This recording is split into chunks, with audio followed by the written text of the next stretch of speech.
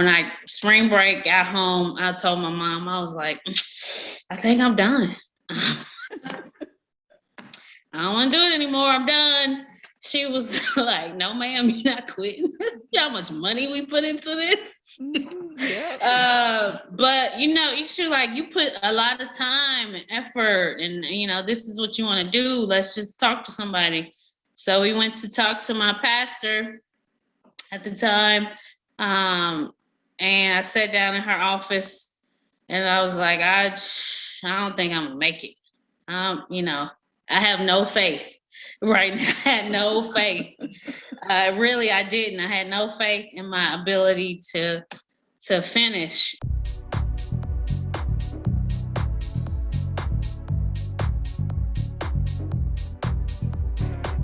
Are you feeling financially stuck, relationally stuck, stuck in a career that's unfulfilling? You want more out of life, but you've been letting that inner voice stop you from making a move. Well, now here's your opportunity to eliminate the barriers, eliminate the excuses, and eliminate the fears. What I want you to do is go to www.gettingunstuckandunbothered.com/challenge to join my 5-day online workshop where we will help you pinpoint what's been holding you back and put together a plan for success. You're going to receive a planner that we're going to complete so that when you walk away, you have a plan of action on how to create the life that you want and manifest your dreams. So go ahead, register at gettingunstuckandunbothered.com/challenge. Join it now today. Don't miss out on this opportunity.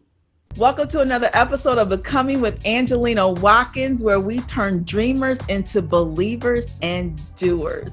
And I'm so excited about my guest. Man, I can't wait to get into it, okay?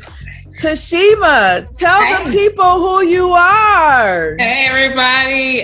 My name is Tashemma Fair. I am a board-certified OBGYN.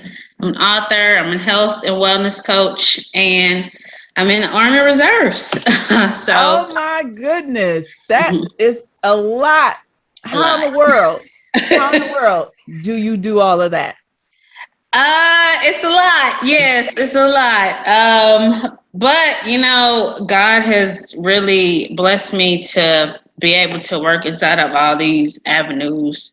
So when I started, when I was very, very young, I wanted to become a doctor. That was my main focus, is to become an OBGYN. And so I didn't, that was it. It was a laser target on that goal, and I was able to become that goal. In the interim, the military. I have a military family. My dad's in the Army, or was in the Army. My grandfather was in the Air Force, and so my dad suggested, "Hey, you should try to go into the Army. They'll help pay for school." And so I did it. I went to the Army. They helped pay for medical school. And now, I'm almost 19 years in my Army career. So it's been a good career. Okay, I'm gonna have to let's go back. Okay. This is kind of interesting to me because 19 years, you said you always wanted to be a doctor, but we're 19 years into the reserve. So let's start with the doctor. Because when did you know? Because you said you've always known, but when did you know, or why did you decide that you wanted to be a doctor? So I say I was 4, but my mother said I was 2. So we'll just go with mama. We'll just say that. But yeah, I was very, very young, and I was always saying I want to be a doctor. I'm going to be a doctor. I'm going to be a doctor. I'm going to be a OBGYN. Because I wanted to deliver babies. My mom works in the hospital. She would bring me to work with her and take me around, and I would see all the medical wards and stuff. So, but I've always had that dream or that desire to be a doctor. So it had to be just in me, and that was it.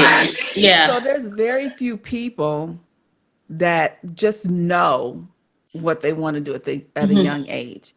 But you said, I want to be this, I'm going to do this. So how did you stay focused on becoming a doctor how did you not get distracted? How did you not get pulled Yeah. another way? I mean, obviously, other things come into mind. Like, I mean, do I really want to do it? But it always, that goal always stayed with me. And so like middle school, high school, I was like, I can't be involved in the nonsense and the noise because I got this goal and I know what I want to do. Despite what you guys are doing. And like, I have friends who got pregnant at a young age. I have friends who, dropped out of school.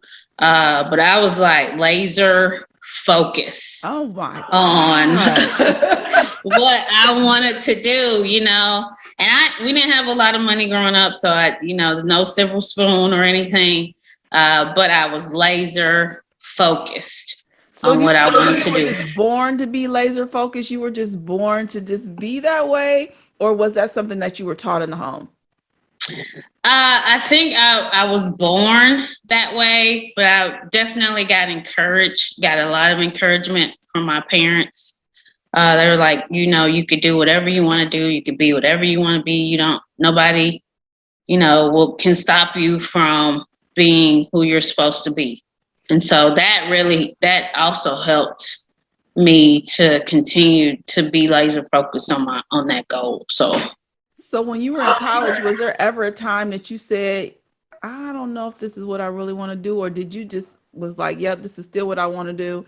And then once you were in the career, did you just know, yep, I made the right choice? Or were there ever some days where you like, I don't know if I made the right choice, but I'm just going to stick with it? So in college, I mean, obviously you get bombarded with all these different ways of work, of doing things, different majors. But I was like, accounting, no. Business, no. Medicine, yes. Let's stick with medicine. Even though science is super hard, especially in college, it's a super hard. Most people don't make it, but only the strong survive that curriculum. But I'm here now. So now when I got into medical school, that's when it got tough. It did get tough. Because there's some other things going on. But I still, stayed the course. And obviously as you get into, being just, once you get out of medical school, residency, things get a little bit harder. And once I got into my career, I was like, this is really what I want to do. There were times where I said, I was like, I don't know. Babies come at whenever they come, 2 a.m., 3 a.m. And I'm like, I don't know. Did I pick the right thing? But, I stayed the course. I've been doing medicine for 16 years. So So I mean, take us back for all our listening folks who have thought about going to medical school, who may be in nursing school, who's deciding to be a doctor. And you said that there were some obstacles you had to overcome. There were some challenges. Can you tell us about what kind of challenges did you have that you had to overcome, and how did you overcome them to still be able to become who you are right now? yeah. So for me, it was really it was stressful.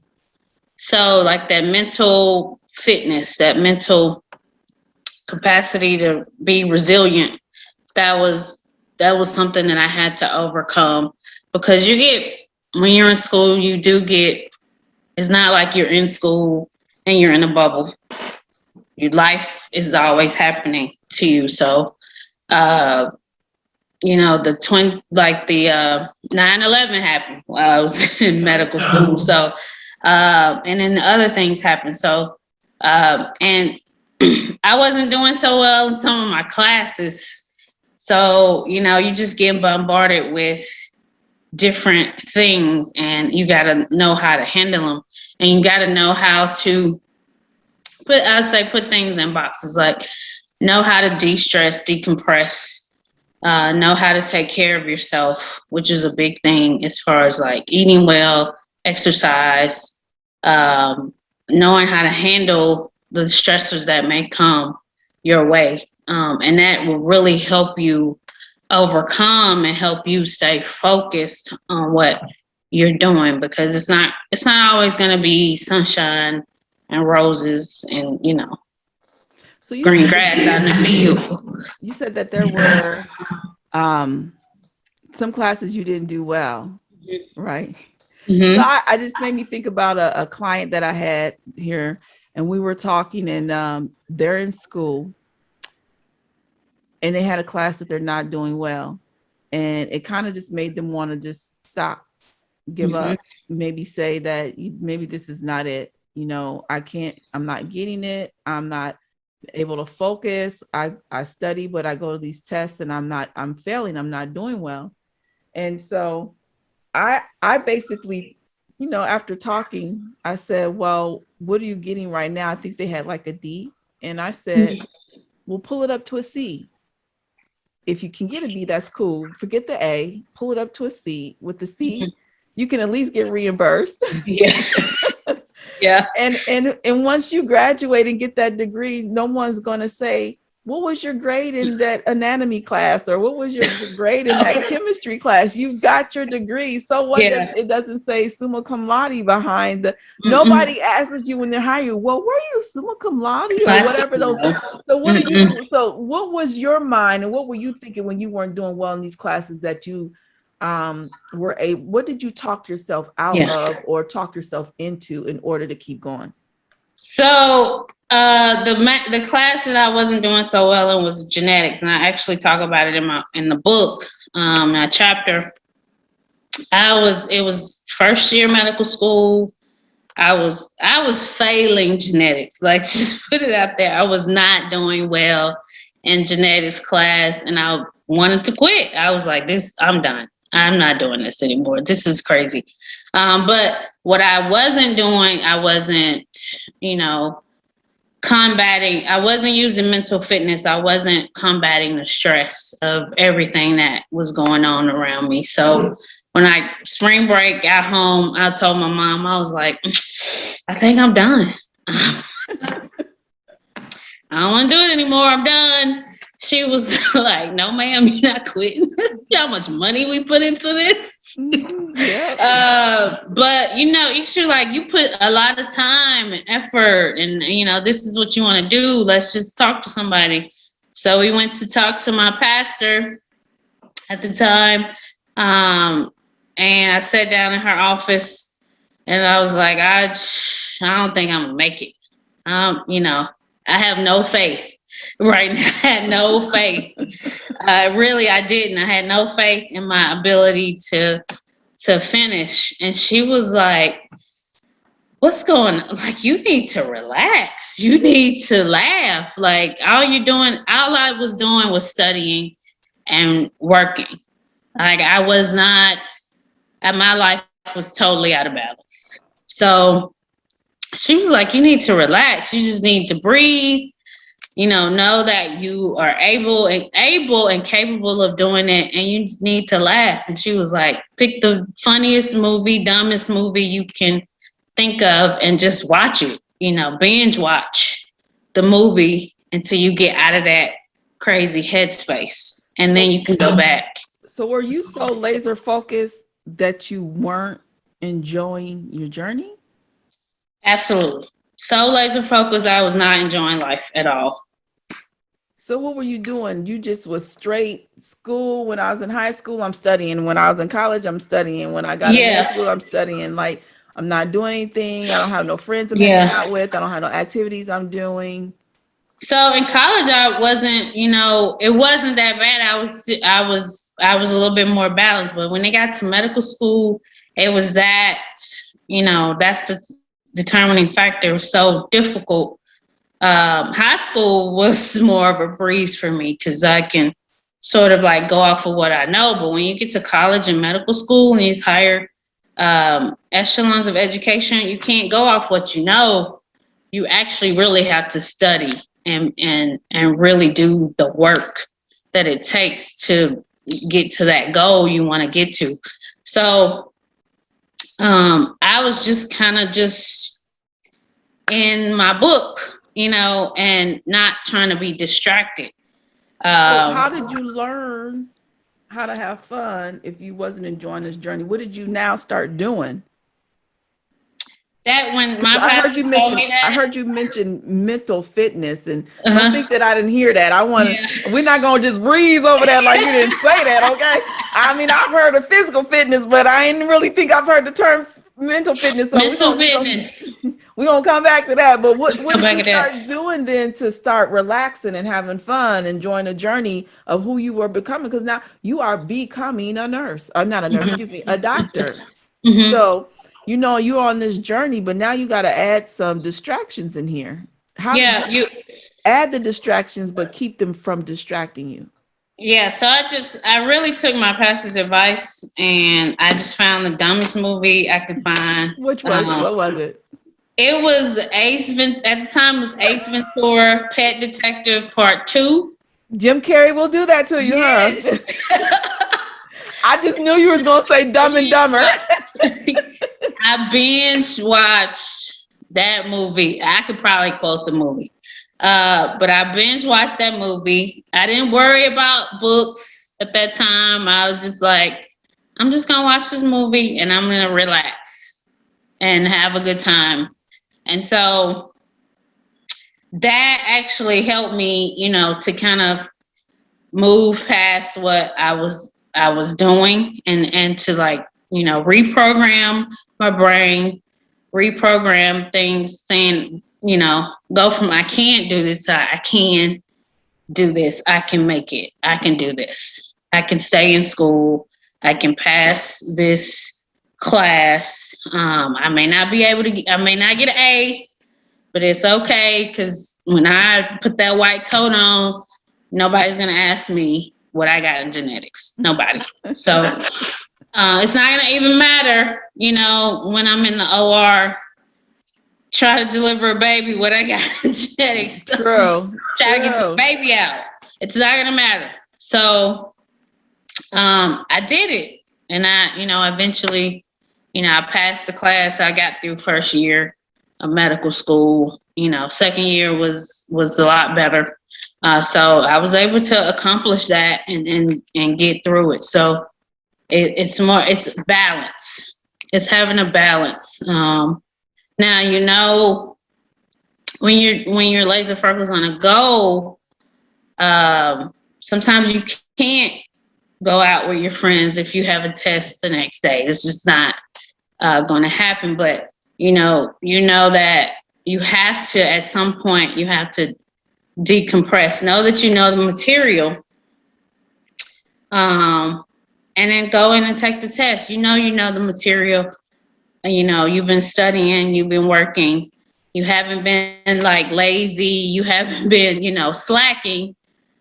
But also know that when it's time to close the book and go to and relax, get some good sleep because you need it for the test you have to take in the morning.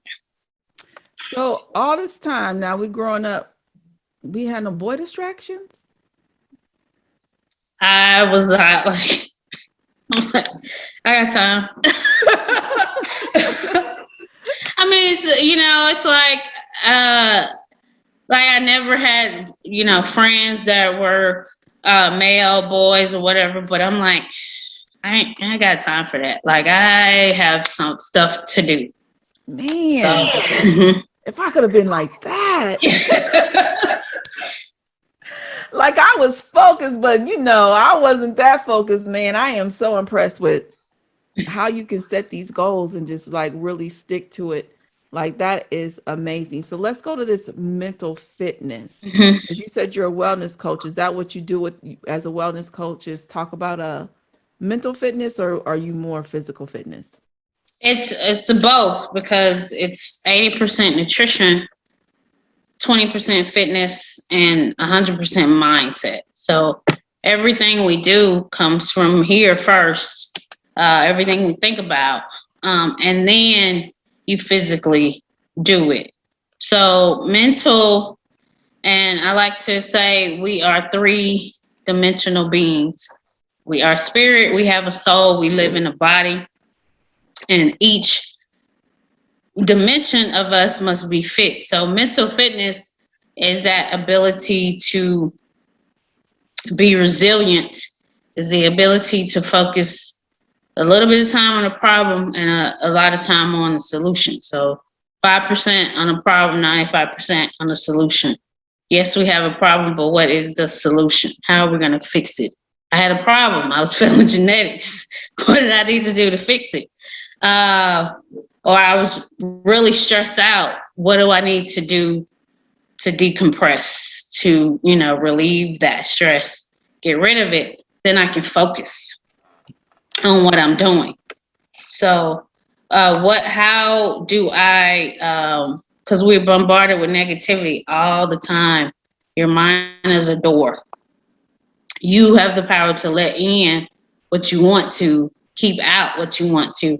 You don't necessarily have to let in the negative stuff that you're hearing, that you're seeing, because fitness is not just what you're eating, it's what comes out of you too, what's out of your mouth, what you let in through your ears, what we let in through our eyes, the people that are around us, could be negative. If you're trying to be, the next Bill Gates or the next Grant Cardone, you may not be able to hang out with Tyrone because Tyrone ain't going nowhere. Okay? He'll give you a ride. Like Tyrone is not doing anything with his life right now. But so he's giving you a ride. He just giving you a ride. That's it. So we have to, like, the people that we're around can also, affect us in many different ways. Either it's a negative way or it's a positive way. So you got to always constantly be bombarded with positive things, listening to podcasts, listening to people like, Tony Robbins, Les Brown, Miles Monroe, E.T. the hip hop preacher. These are some of the people I listen to. Jim Rohn is another great person that I listen to in the morning. Darren Hardy is another one. So people who have a positive influence or can have a positive influence on you, and then you listen to them in the car or, while you're on the treadmill or, on the bike in the morning. Great way to get your day started. So you feed yourself with positivity, but has there ever been a time where something negative did get in it and it impacted you and you had to kind of switch it up and change it? Yeah, I mean, we're always bombarded with negative things, a death in the family can definitely throw you off your game. I've experienced that. When my father passed, it threw me off my game. It was tough to come back from that. So, but you have to build yourself up back from that so you can get back to what your true goals are. So there's different, finances, money is tied to your emotions. You're motivated by money. I don't even think that you're not motivated by money, because you are. So if was there a time you were motivated by money? Did you spend some money that you had to sit back and be like, "Ooh, I shouldn't have did that"? No, but if you lose a job, that's money coming into the household. There's no longer coming into the household. So now you got to think about, okay, what solution? Here's the problem. I lost my job. How do I fix the money problem that I have? So, and you just think you have to really process, you can feel it because that's an emotion you really need to feel, but don't stay in it.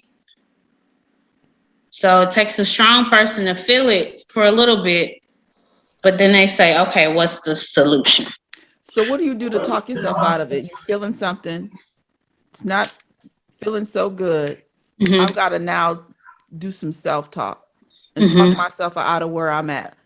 walk me through how you've done that for yourself. Give me a scenario of a time where you felt a certain way, and what did you do to talk yourself out of and build your mental strength? Sure. I'll tell you about when I was in private practice. And then my contract ended in April of 2019, and I found out in February of 19. So I was feeling it at that time. I was really like trying to process it. And then I was praying. I was like, God, what is we gonna do? Because I'll be out of a job and I need to do something. And so really it was just, okay, that's the problem. Now how can I solve this problem? Because I was feeling it. It was really weighing heavy on me that I was losing my position, but not knowing that um, that it would set me up for greater things to come. So, but I got a solution. I was like, okay, I can start traveling now for work. I could be a travel physician because it's a lot of positions out there. People need help, and that's what I started doing. And that, essentially solved the problem of me not having, work. Now I went, was able to go back to work and do that for a while. Now that's ending because I'm coming off that assignment is over. God has allowed me to transition to other things. So, or assignment is about to be over. But I was able to do that. I've been doing that for a year and a half, a little bit over. But now it's time to do some other things. But Will those other things still be in the medical field as a doctor, or are you planning on doing something totally different? so now I'm going into health coaching full time until God says to move to do something else. So it'll be health coaching full time until I transition into something else. I'm still an OBGYN to my core. It's not going to change. I will always have an MD behind my name. And I, eventually may go back to it because my goals are to have, these medical complexes that have different specialties in them in different areas of the country. So I have some big dreams, big goals. I'm still gonna accomplish. I love it. I love it. I want to. So when you were talking, it make me think about, because you said the word assignment, and sometimes, God gives our purpose is God gives us an assignment, which is our purpose. But I like to teach people that your purpose has levels. Like we live on levels. Everything's a level, and you're supposed to go from level to level. And I think sometimes people get stuck because they're like, they have that one goal, and I'm going to meet that goal. And once they meet that goal, then that's the end all be all. Like, what else is there to do?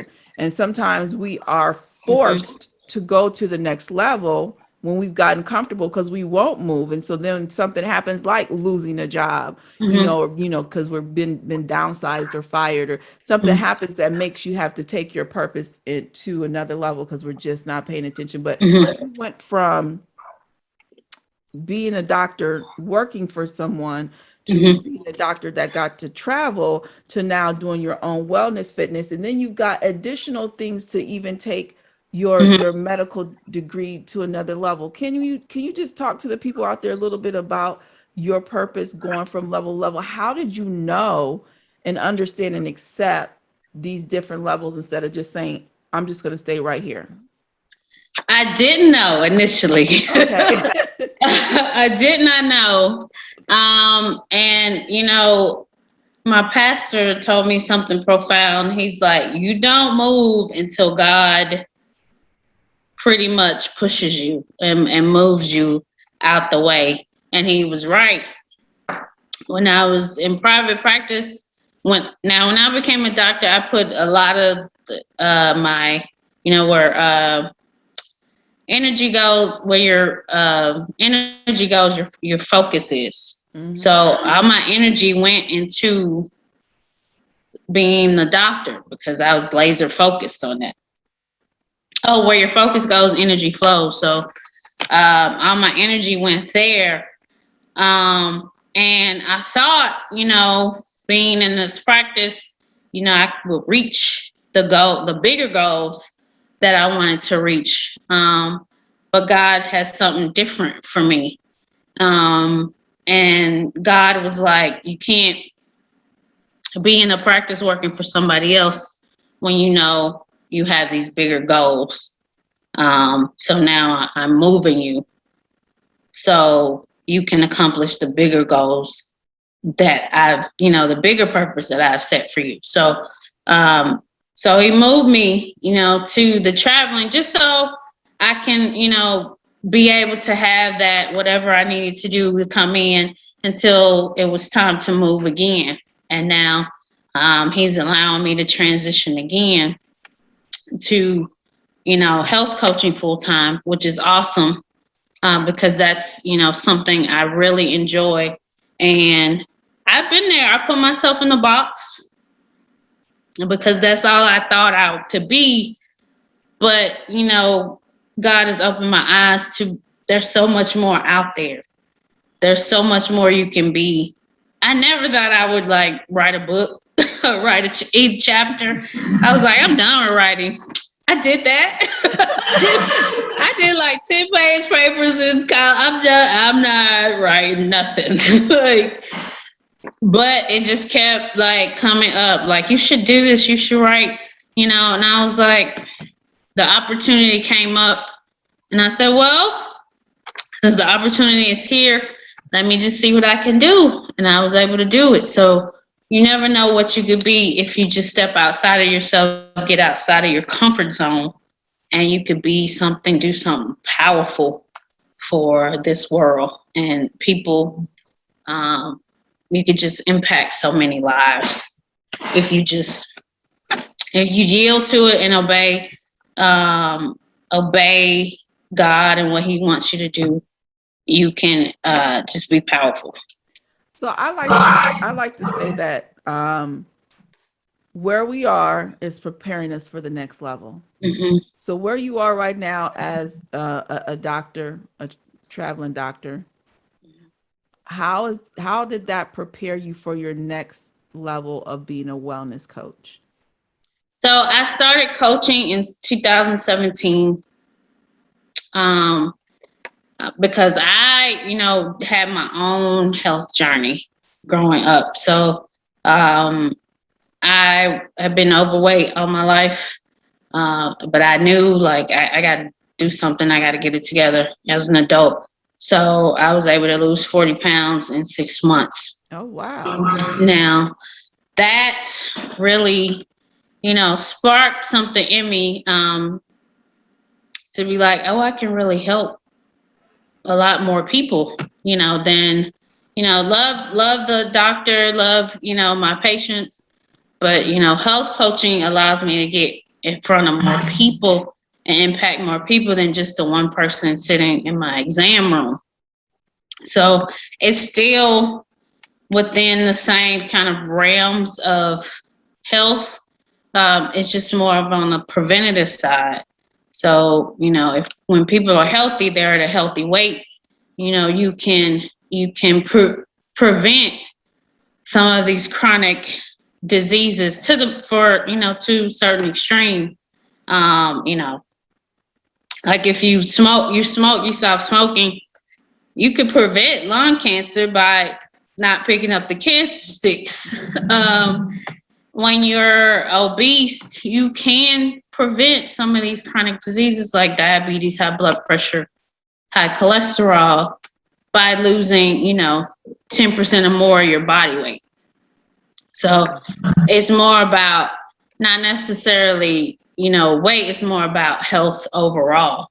So it's still in the realm of what I do as a physician, but instead of just telling people, oh, you need to lose weight, I'm actually showing them how to do it. Got it. Love it. Love it. Evolving. Mm-hmm.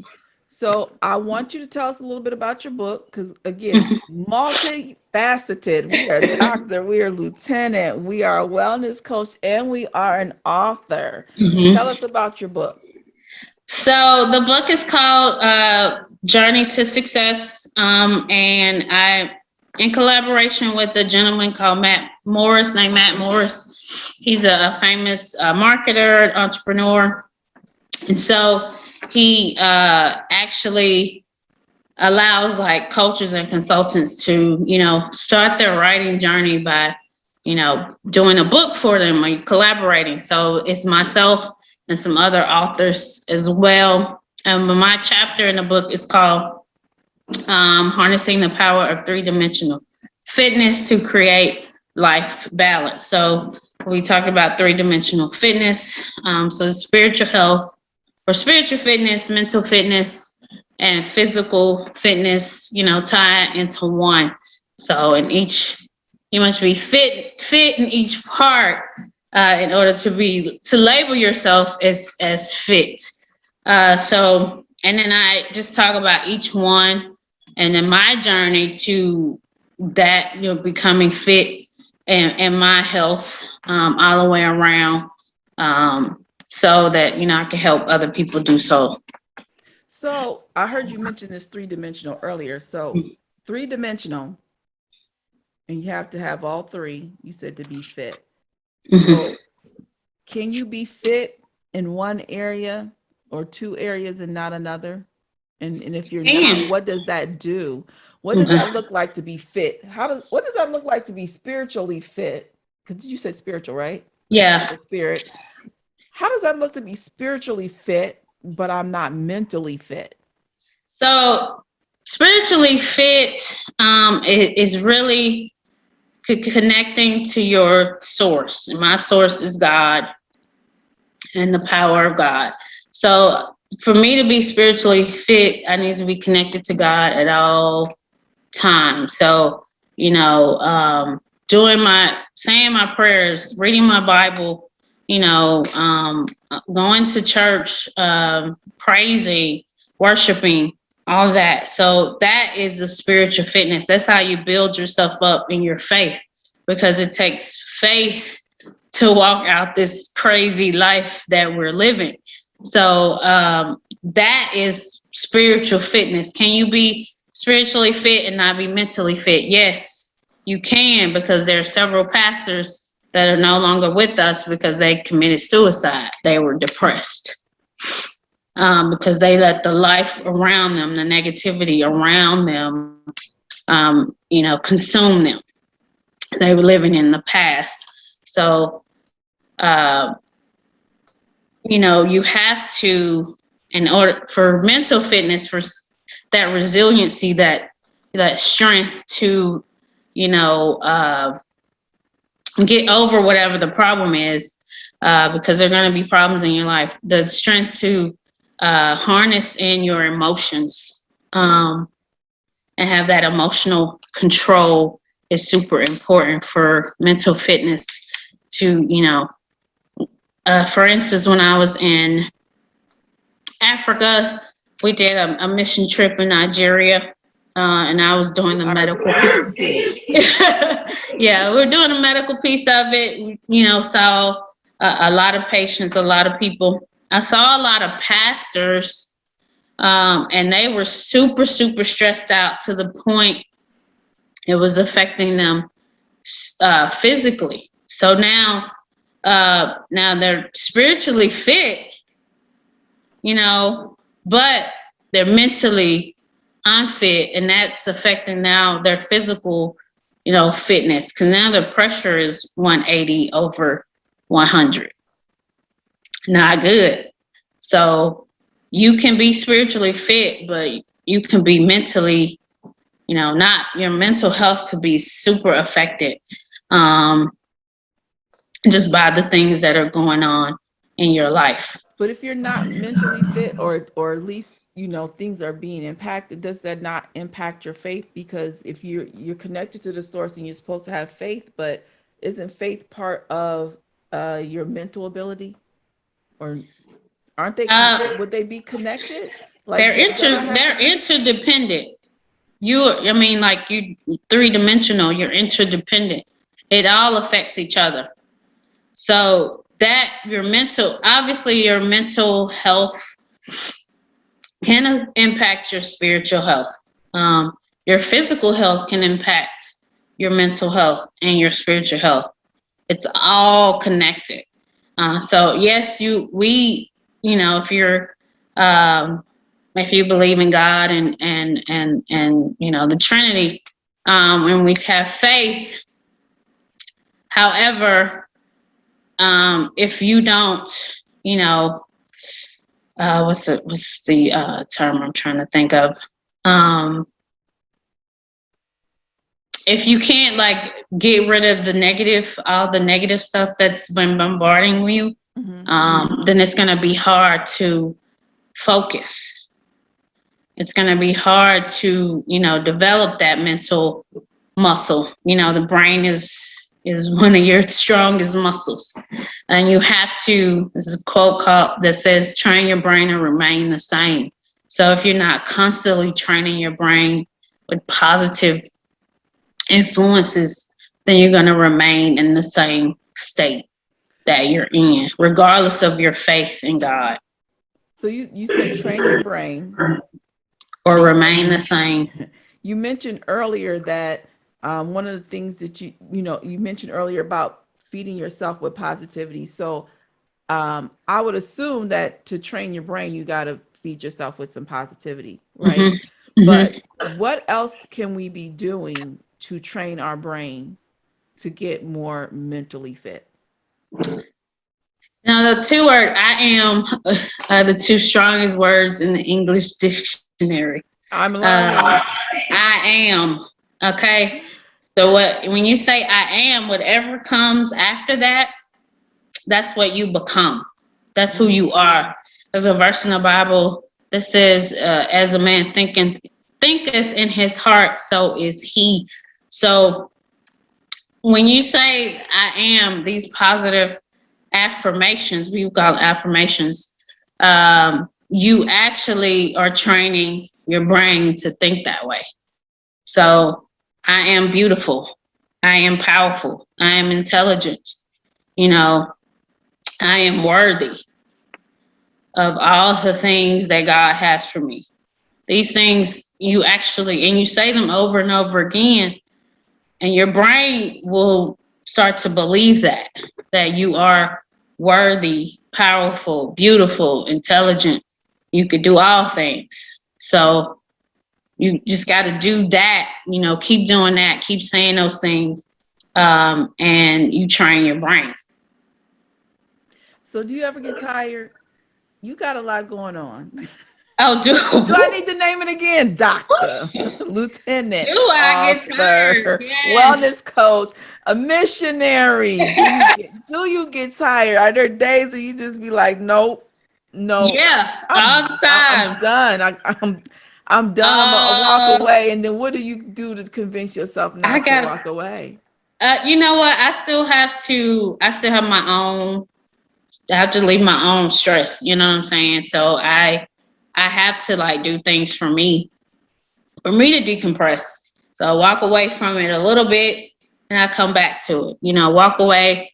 You have to fill your own cup up first. Ooh. Before you can give into the world. So you can do all these things. What does it look like to fill your cup up? What does that look like? For me, it's that staying connected to God. That's filling my cup up. Making sure I eat right and exercise is filling my cup up. Making sure I do my own personal development is filling my cup up, so that I can become a better person, better human being, so that I can be an example to somebody, coming out, the younger generation, or anybody, being an impact to anybody who wants to be better and do better. So you've always knew what your purpose was. You always knew where you were going. You've always been laser focused. But what would the Tasheema today tell the Tashemma at 16? Tasheema today would be like, have balance. Don't be so laser focused that you forget the other areas of your life or also important. Because it's all connected.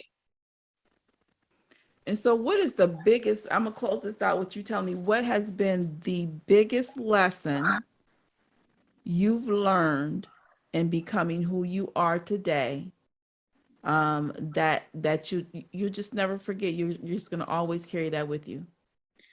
The biggest lesson is I can be wherever I want to be. I don't have to be in a box. God can move me this way, that way. I don't have to live in a box. That's my biggest lesson.